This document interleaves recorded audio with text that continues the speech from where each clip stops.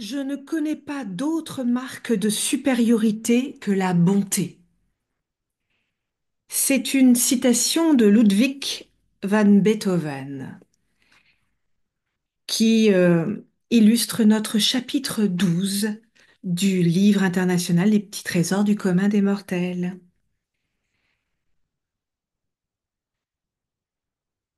Alors j'ai demandé aux contributeurs, et vous, est-ce que vous connaissez d'autres marques de supériorité que la bonté? On commence avec l'Argentine, avec Laura. Je ne connais pas d'autre marque de supériorité que la modestie et la générosité. Ensuite, on part en France avec Zineb. La vraie bonté commence par moi-même. Je pense, avec mes expériences de vie, que charité bien ordonnée commence par soi-même. Sinon, le risque est que nous restions des mendiants toute notre vie.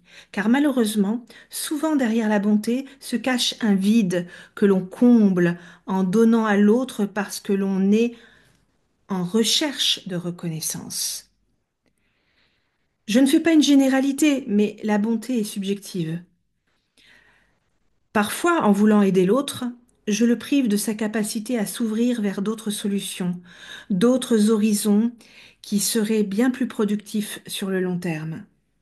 Par exemple, j'allais acheter le pain pour ma maman, qui prenait de l'âge, mais qui était encore valide.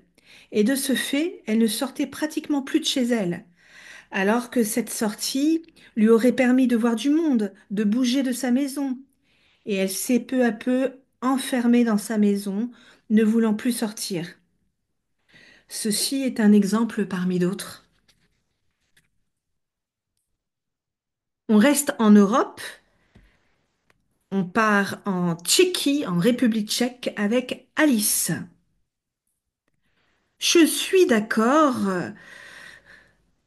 tout en étant douloureusement consciente de mon manque de cette vertu.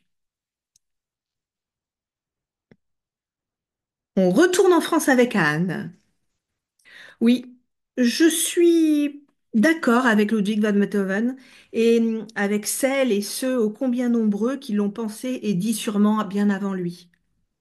Par contre, des personnes avec cette marque de supériorité juste bonne en toutes circonstances et qui l'ont été toute leur vie sans rien attendre en retour et sans vouloir se rendre indispensables, je n'en connais pas. Pour ma part, j'aimerais avoir plus de bonté naturelle parce que les quelques fois où ça m'arrive, ça me remplit le cœur de joie.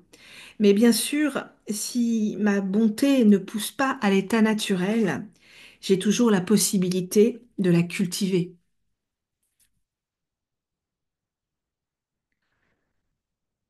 On part à présent sur le continent américain, en Amérique du Nord, aux États-Unis, en Californie, avec Karen.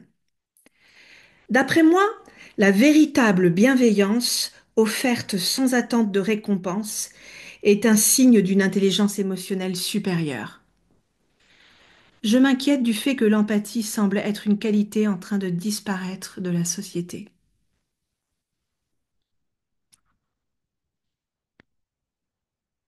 Et on finit ce chapitre 12 avec Sylviane de France. Pour moi, être bon n'est pas source de supériorité, mais il ne faut pas tomber dans l'extrême, c'est-à-dire ne pas vouloir sauver tout le monde à tout prix. Être le sauveur permanent est pathologique, et un signe de supériorité peut être inconscient, peut être une faille narcissique.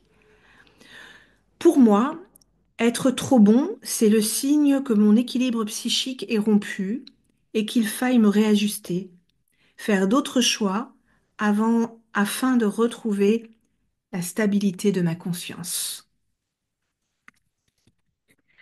À bientôt pour le chapitre 13.